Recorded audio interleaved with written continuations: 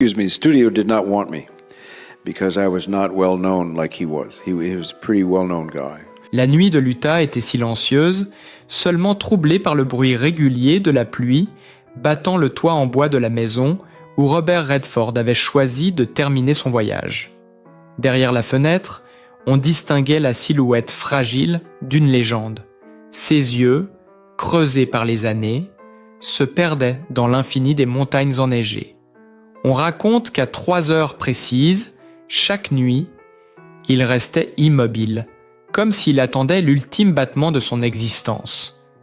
Puis, dans un souffle presque imperceptible, il murmurait « Ich bin weit genug gegangen ». J'ai marché assez loin. Cette phrase résonnait comme une prémonition, un adieu discret au monde.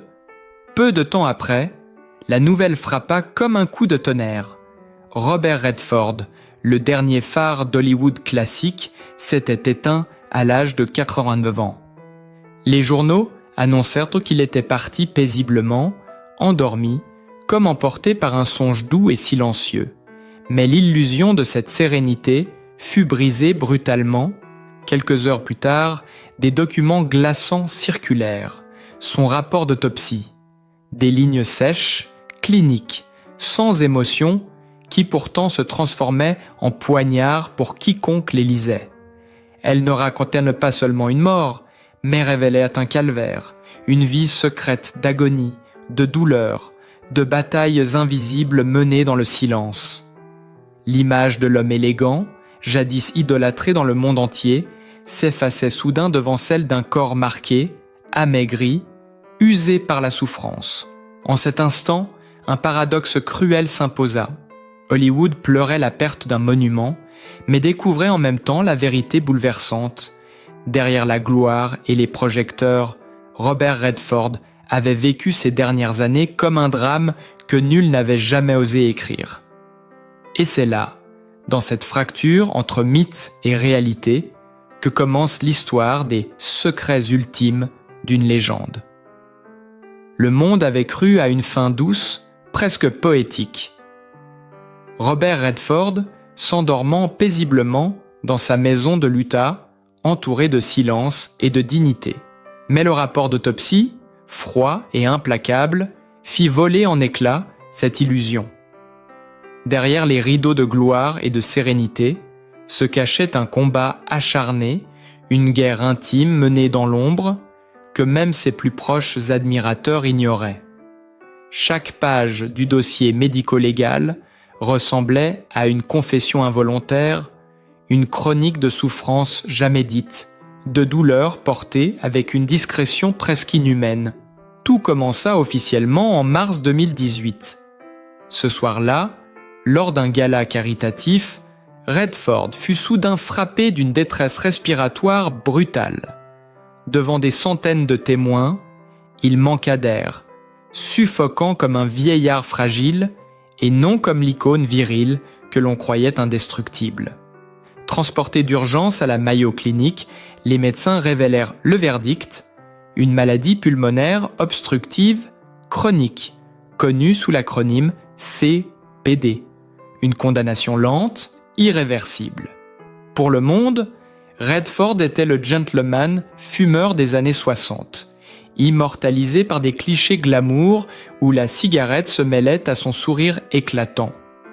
Ironie tragique, ces images, symboles d'élégance et de séduction, avaient en réalité signé l'arrêt de mort de ses poumons. Même lorsqu'il cessa de fumer à la fin des années 90, le mal était déjà enraciné, indélébile. À partir de 2019, son quotidien bascula dans une dépendance constante. Les bouteilles d'oxygène devinrent ses compagnes silencieuses, une machine respiratoire l'assistait chaque nuit. Sa liberté, sa légendaire vitalité, s'étiolèrent. 27 fois en 5 ans, il fut conduit en urgence à l'hôpital, luttant pour reprendre son souffle. Chaque crise représentait un pas de plus vers l'inéluctable. Mais jamais le public ne sut. Les caméras ne captèrent que son sourire. Jamais les tuyaux, jamais les masques, jamais la vulnérabilité. Le rapport chiffre même cette descente aux enfers. 1,2 million de dollars de frais médicaux accumulés uniquement pour maintenir une respiration artificielle. Mais ce que l'argent ne pouvait acheter, c'était la paix du corps. Derrière les chiffres se cachait la vérité cruelle. Redford était prisonnier de son propre souffle. Et ce n'était pas seulement ses poumons qui trahissaient sa légende. Son cœur, à son tour, céda sous le poids des années et du stress. Le dossier évoque au moins 3 infarctus. Le premier à l'été 2021, le deuxième en 2023, le dernier au début de 2024. 3 alertes, 3 cicatrices laissées sur le muscle cardiaque d'un homme que l'on croyait éternel. Les médecins lui proposèrent des interventions, des stents, des opérations pour prolonger sa vie. Mais Redford, fidèle à lui-même, refusa. Il choisit d'affronter ses douleurs en silence, préférant avaler ses pilules, se redresser et sourire à ses proches plutôt que de se montrer diminué. Un témoignage du rapport évoque une scène intime, glaçante dans sa simplicité. Un dîner sur sa ferme. Soudain, Redford porta la main à sa poitrine, son visage se vida de toute couleur. Sa fille, affolée, lui demanda ce qu'il ressentait. Il répondit par un faible sourire. « Ce n'est rien. Sans doute le sel du repas. » Puis il continua à converser comme si de rien n'était. Derrière cette désinvolture apparente se cachait une vérité poignante. Il souffrait, mais refusait d'alourdir le cœur de ceux qui l'aimaient. Les années passèrent, et son corps devint le miroir cruel de ses combats intérieurs. En 2023, il perdit près de 15 kilos. Ses joues s'étaient creusées, sa silhouette légendaire n'était plus qu'une ombre fragile. Beaucoup ne l'auraient pas reconnu s'ils l'avaient croisé dans la rue. Pourtant, son regard restait le même, brillant de cette flamme que ni la douleur, ni la maladie n'avaient pu éteindre. Et puis survint janvier 2024. Le monde entier se souvient de cette image. Au Sundance Film Festival, son festival, son enfant, son héritage, Redford apparut une dernière fois. Soutenu par un accompagnateur, il avançait lentement, chaque pas semblait peser des tonnes. Son visage était blême, fatigué, presque spectral, mais il souriait, un sourire tremblant, fragile, mais d'une dignité bouleversante.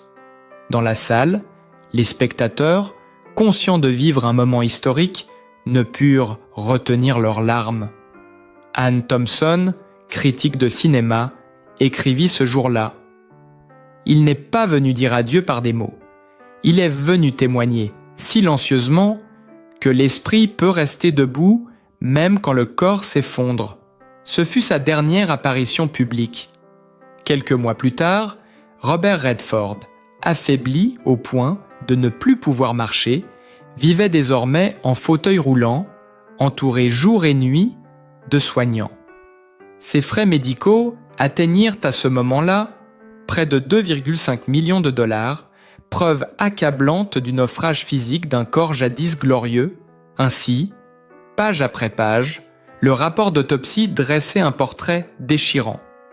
Loin de la star invincible, il révélait un homme fragile, brisé, prisonnier d'un combat invisible. À travers les diagnostics médicaux, les chiffres, les descriptions cliniques, on devinait surtout l'histoire d'un être humain qui, jusqu'au bout, choisit le silence et la dignité plutôt que la plainte. Si le combat pulmonaire et cardiaque de Robert Redford suffisait déjà à bouleverser le monde, le rapport d'autopsie allait plus loin encore. Ces pages suivantes n'étaient pas seulement des constats médicaux, mais de véritables coups de tonnerre. Chaque détail semblait graver une nouvelle cicatrice dans l'image parfaite de la légende hollywoodienne. Et plus on avançait dans la lecture, plus le récit prenait des allures de confession posthume, d'une vérité que Redford avait choisi de taire jusqu'à son dernier souffle. Les toxicologues furent les premiers à frapper fort. Le sang de Redford contenait des concentrations anormalement élevées de morphine et de benzodiazépine. Ces substances n'étaient pas la cause directe de sa mort, mais elles révélaient une réalité glaçante. Pendant des années, l'acteur avait eu recours à de puissants antidouleurs et à des sédatifs pour supporter l'insupportable. La morphine, destinée à apaiser ses poumons en feu et ses crises cardiaques à répétition. Les benzodiazépines, pour calmer l'angoisse, trouver le sommeil au milieu de nuits hantées par la souffrance. Ce cocktail, décrit par les experts, montrait que derrière le sourire des apparitions publiques se cachait une dépendance silencieuse, presque une prison chimique. Une prison. Une source médicale confia à NBC News une phrase qui résonne comme un cri étouffé. Il m'a dit un jour « Je ne crains pas la mort. Ce que je crains, c'est de me réveiller chaque matin pour affronter une nouvelle journée de douleur. » Ces mots, simples mais déchirants, semblaient être l'épitaphe intime d'un homme qui avait choisi de tout cacher, préférant souffrir seul plutôt que d'assombrir la lumière qu'il représentait pour le monde. Le rapport énumérait aussi une série de stigmates laissés par le temps et les maladies. Une longue cicatrice, souvenir d'une opération d'un cancer de la peau en 2015, traversait encore son torse. Son genou droit était artificiel depuis 2019, conséquence d'une chirurgie lourde qui, ironie tragique, avait entraîné de multiples infections chroniques.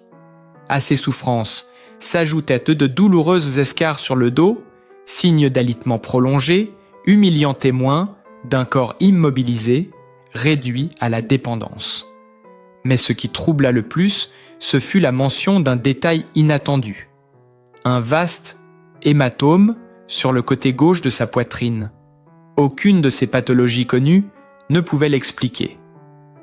Le médecin légiste, prudent, nota simplement qu'il pouvait provenir d'une collision ou d'une chute.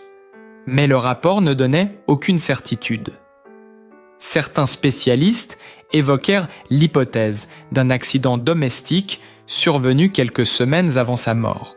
D'autres allèrent plus loin, insinuant qu'un incident avait pu être volontairement tenu secret pour ne pas ternir l'image d'une mort paisible. Cet hématome devint rapidement un symbole d'énigme, un détail minuscule qui ouvrait la porte à des théories infinies. Et ce n'était pas tout.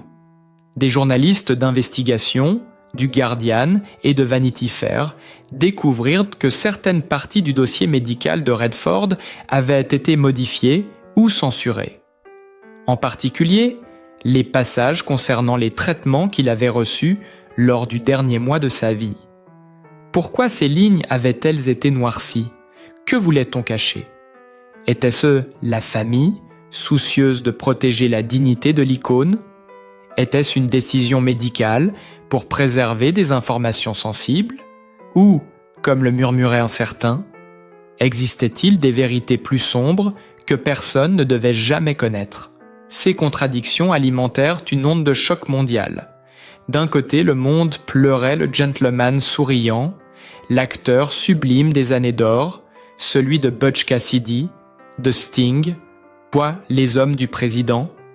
De l'autre, on découvrait un corps marqué, scarifié, usé par la douleur et couvert de secrets.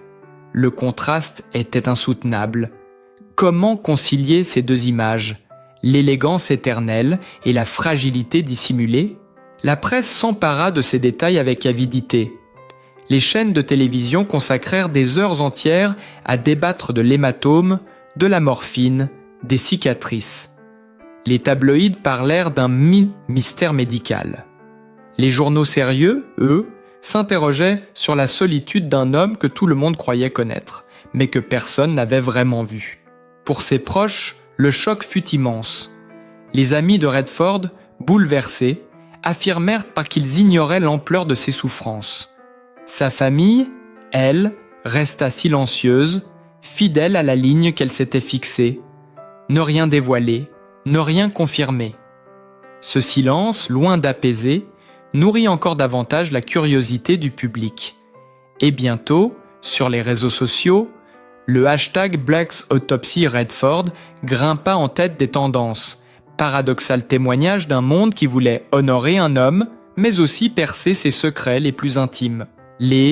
Ainsi, la troisième partie du rapport transformait l'adieu d'un acteur en un récit presque gothique, où se mêlaient douleur, mystère et énigmes non résolues. Plus qu'une autopsie, c'était une fenêtre entr'ouverte sur les dernières vérités d'une légende. Des vérités qui, loin de l'abîmer, rendaient son humanité plus palpable, plus fragile, et par conséquent, infiniment plus bouleversante. Lorsque le rapport d'autopsie commença à circuler, l'onde de choc fut immédiate. À peine quelques heures plus tôt, Hollywood et le monde entier s'étaient figés dans une douleur silencieuse, croyant à une fin douce et sereine. Mais la divulgation de ces détails sombres transforma le deuil en un tumulte de questions, de spéculations et de théories. La première réaction vint de sa famille. Depuis la maison en bois de Sundance, perchée au cœur des montagnes de l'Utah, un communiqué bref et froid fut publié par l'intermédiaire de Reuters et de l'Associated Press. On y lisait simplement que Robert Redford s'était éteint. Dans son sommeil, dans l'endroit qu'il aimait le plus, entouré de ses proches, et que la famille demandait le respect de sa vie privée dans ses heures de deuil. Aucune mention des maladies, aucune allusion à la douleur. Pas un mot sur les révélations désormais sur toutes les lèvres. Ce silence volontaire résonna comme une barrière érigée face au tumulte médiatique. Mais paradoxalement, il ne fit qu'amplifier la curiosité et les soupçons. En moins de 24 heures, plus de 3000 articles furent publiés dans le monde entier. La New York Times consacra près de 5000 mots à un hommage vibrant, qualifiant Redford de Lula, l'une des dernières colonnes du Hollywood classique. La Los Angeles Times le décrivit comme le gentleman de l'Utah au sourire éternel. Le Guardian ouvrit une rubrique spéciale, réexaminant des dizaines d'interviews données au fil des décennies. En France, Le Monde parla de « battement de cœur » du cinéma indépendant. Dans toute l'Asie, des journaux comme Nikkei Asia saluèrent un pont entre Hollywood et le reste du monde. Les grands réseaux télévisés réagirent à leur manière. CNN, BBC, Sky News, CBS, tous reprogrammèrent ces classiques, de Butch Cassidy and the Sundance Kid à The Sting, en passant par les hommes du président. Les écrans se remplirent de sa jeunesse radieuse, comme pour conjurer le spectre d'un vieillard marqué par la souffrance. Mais les spectateurs, eux, ne pouvaient oublier les révélations de l'autopsie. L'image du héros se superposait désormais à celle d'un corps meurtri, et ce contraste glaçait les cœurs. Sur les réseaux sociaux, la douleur prit une forme nouvelle. Le hashtag La Robert Redford explosa, atteignant plus de 20 millions de recherches en une seule journée, un record sans précédent pour un acteur disparu. Mais à côté des hommages sincères, une autre tendance surgit, Redford Autopsy. Des milliers d'internautes débattaient, questionnaient, spéculaient, certains accusaient les médias de sensationnalisme. D'autres, au contraire, réclamaient la vérité, persuadés que des éléments avaient été volontairement dissimulés. Le monde pleurait, mais le monde doutait. Hollywood, de son côté, se déchira entre douleur et malaise. Jane Fonda, dans une interview en direct, éclata en sanglots. « Je ne peux pas arrêter de pleurer. Robert était beau, à tous les niveaux. Il était l'Amérique que nous devons préserver. » Ces mots furent repris en boucle, devenant le symbole d'un chagrin collectif. Le lendemain, à New York, Meryl Streep, interrogée à la sortie d'une avant-première, prononça une seule phrase, lourde comme un glas. « Un des derniers lions est tombé. » Le silence qui suivit cette déclaration en dit plus que 1000 discours. Les hommages se multiplièrent. Quentin Tarantino écrivit sur les réseaux « Sans lui, Il n'y aurait pas eu Reservoir Dogs. Je lui dois toute ma carrière. Des dizaines de jeunes cinéastes, révélés grâce au Sundance Film Festival, rappelèrent que Redford leur avait ouvert la porte d'Hollywood quand personne ne croyait en eux. Le compte officiel du festival publia une déclaration solennelle. Robert Redford a passé sa vie à ouvrir des portes pour les rêveurs. Nous continuerons à marcher sur le chemin qu'il a tracé. Mais derrière ces éloges, une ombre persistait. Les détails de l'autopsie revenaient sans cesse dans les débats. Les chaînes d'information, entre deux extraits de films cultes, s'interrogeaient « Comment un homme aussi célèbre avait-il pu cacher un tel calvaire ? Pourquoi les dossiers médicaux avaient-ils été censurés ? Et surtout, que signifiait cet hématome mystérieux sur sa poitrine ? Était-il tombé ? Avait-on voulu dissimuler un accident ? La dignité de la légende devenait malgré elle une énigme publique. Le paradoxe était cruel. Plus le monde rendait hommage à Robert Redford, plus il alimentait le feu des spéculations. Ce qui aurait dû être un adieu paisible se transformait en un roman d'ombres et de doutes. Des millions de personnes pleuraient un homme qu'elles pensaient connaître, mais qu'elles découvraient soudain étranger, marqué par des secrets insoupçonnés. Ainsi, à travers les réactions, la douleur se mêlait à l'inquiétude, l'amour à la suspicion. La légende d'Hollywood s'était éteinte, mais la vérité, elle, continuait de brûler. Et plus les hommages affluaient, plus l'absence de réponse semblait déchirer le voile d'un mystère que personne, peut-être, ne voulait réellement affronter. Dans le vacarme des hommages et des spéculations, une évidence s'imposa peu à peu. Robert Redford n'était pas seulement un homme, il était devenu une institution. Sa mort, aussi mystérieuse qu'elle paraisse, ouvrit un nouveau chapitre, celui de son héritage. Un héritage qui se mesurait autant en biens tangibles qu'en traces invisibles laissées dans la mémoire collective. Sur le plan matériel, la presse américaine s'empressa de dresser des inventaires. On évoqua une fortune estimée à plus de 200 millions de dollars.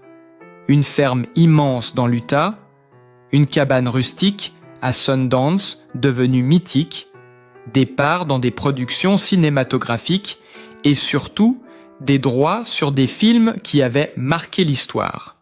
Ces chiffres impressionnants, froids comme des colonnes comptables, furent largement commentés. Mais très vite, chacun comprit que ce n'était pas là que résidait la véritable richesse de Redford. Son plus grand trésor portait un nom qui résonne aujourd'hui comme un sanctuaire, le Sundance Film Festival. Peu savent que dans ses premières années, Redford dut hypothéquer sa propre maison pour maintenir le festival en vie. Ce geste, téméraire et désespéré, permit à Sundance de devenir ce qu'il est aujourd'hui, le berceau du cinéma indépendant mondial. Quentin Tarantino y présenta Reservoir Dogs, Steven Soderbergh y révéla Sex, Lies and Videotape, Damien Chazelle y fit naître Whiplash. Sans Redford, peut-être ces films n'auraient jamais vu le jour. Variety l'écrivit sans détour. Sans Sundance, le cinéma américain aurait perdu la moitié de son âme créative. Mais l'héritage de Redford ne s'arrêtait pas au cinéma. Il fut aussi une voix politique et morale. Un acteur qui refusa de se limiter à divertir. Dans les années 2000, il s'opposa publiquement à la guerre en Irak. Toute sa vie, il se battit pour la protection de l'environnement, n'hésitant pas à affronter les puissants lobbies pétroliers. En 2009, un dirigeant d'une grande compagnie le qualifia même de « romantique dangereux ». Mais Redford n'avait que faire des menaces. Pour lui, l'art et la politique ne pouvaient être séparés. Un artiste ne doit pas seulement créer, il doit répondre aux questions brûlantes de son temps, répétait-il. C'est cette vision qui fit de lui plus qu'un acteur ou un réalisateur, il devint un passeur. Passeur de rêves pour les jeunes cinéastes à qui il offrit une chance. Passeur de conscience pour un public qui l'invita à réfléchir au-delà du spectacle. Passeur d'humanité enfin par l'exemple de sa vie, celle d'un homme qui choisit toujours la dignité, même dans l'adversité. Hollywood, dans ses hommages, insista sur ce paradoxe lumineux. Redford avait tout eu, la beauté, la gloire, la richesse, mais il avait choisi de tendre la main aux autres, de redonner plutôt que d'accumuler. Là où tant de stars se contentaient de briller pour elles-mêmes, lui bâtit des ponts, ouvrit des portes, soutint les voix que personne n'écoutait. Et puis, il y avait son héritage intime, plus discret, presque spirituel. Sa famille se souvenait d'un homme simple, loin du tumulte des plateaux. Dans les cafés de Salt Lake City, les habitants racontaient l'avoir croisé lisant son journal, sans garde du corps, sans ostentation, toujours prêt à sourire à ceux qui le reconnaissaient. Ce contraste entre la légende et l'homme ordinaire rendait son souvenir encore plus bouleversant. À mesure que les jours passaient après son décès, une certitude s'ancra dans les esprits. Redford ne laissait pas derrière lui seulement des films et des fortunes, mais un mode d'être au monde. Celui d'un artiste qui avait compris que la gloire n'était rien si elle ne servait pas une cause plus grande que soi. Les critiques parlèrent d'héritage moral. Les réalisateurs évoquèrent un souffle de liberté. Ses amis parlèrent d'un lion au cœur fragile, mais à la volonté de faire. Chacun trouva ses mots, mais tous s'accordaient sur une vérité.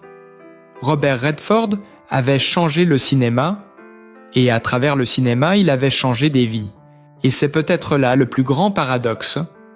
Alors que les doutes autour de sa mort persistaient, alors que les détails médicaux troublaient l'opinion, une autre évidence se levait comme un soleil derrière la tempête.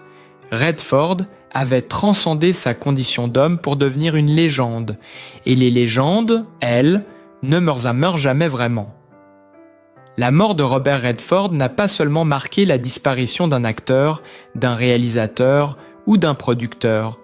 Elle a marqué la fin d'une époque, celle d'un Hollywood où l'élégance se mêlait à la profondeur, où les icônes incarnaient plus que des rôles, elles incarnaient des idéaux. Pourtant, le rapport d'autopsie, en brisant le voile de la sérénité, nous a rappelé une vérité fondamentale. Derrière chaque légende se cache un être humain, vulnérable, fragile, marqué par la douleur. Ce contraste restera à jamais gravé dans la mémoire collective. D'un côté, l'image éternelle du gentleman au sourire éclatant, du séducteur de Butch Cassidy ou de The Sting, de l'acteur engagé qui osa dénoncer les injustices de son temps. De l'autre, le vieil homme malade, attaché à une bouteille d'oxygène, dépendant de médicaments puissants, luttant en silence contre un corps qui se désagrégeait. Deux visages d'une même personne, deux vérités impossibles à dissocier. Et c'est peut-être là la leçon ultime que nous laisse Redford. La grandeur ne réside pas dans l'absence de souffrance, mais dans la manière de la traverser. Il aurait pu choisir de se cacher, de disparaître totalement des écrans, de fuir les regards, mais au contraire, il choisit de paraître une dernière fois au Sundance Film Festival, malgré son visage amaigri, malgré ses pas tremblants. Ce jour-là, plus qu'un acteur, il offrit au monde un témoignage de courage. Il nous montra que l'esprit peut rester debout, même quand le corps s'effondre. Son héritage dépasse les chiffres, les récompenses, les trophées. Oui, il laisse derrière lui une fortune estimée à des centaines de millions. Oui, ses films continueront de rapporter des revenus pendant encore des décennies. Mais ce n'est pas ce que retiendra l'histoire. Ce que nous retiendrons, c'est l'homme qui osa croire au cinéma indépendant quand personne n'y croyait. C'est l'artiste qui comprit que l'art n'était pas qu'un divertissement, mais une arme, un outil de réflexion, un appel à la conscience. C'est le citoyen qui défendit la nature, qui osa affronter les puissants, qui fit de son nom une bannière au service des causes justes. Et surtout, nous retiendrons ces mots. Cette dernière note griffonnée sur une table de bois. Ne vous souvenez pas de moi pour mes rôles. Souvenez-vous de moi pour avoir eu le courage de vivre honnêtement. Dans un monde où tout est image, où tout est illusion, cette phrase résonne comme un rappel essentiel. Elle nous invite à chercher la vérité, à oser être sincère, à accepter nos failles comme autant de preuves de notre humanité. Hollywood a perdu un de ses derniers lions. Le cinéma a perdu un phare. Mais dans cette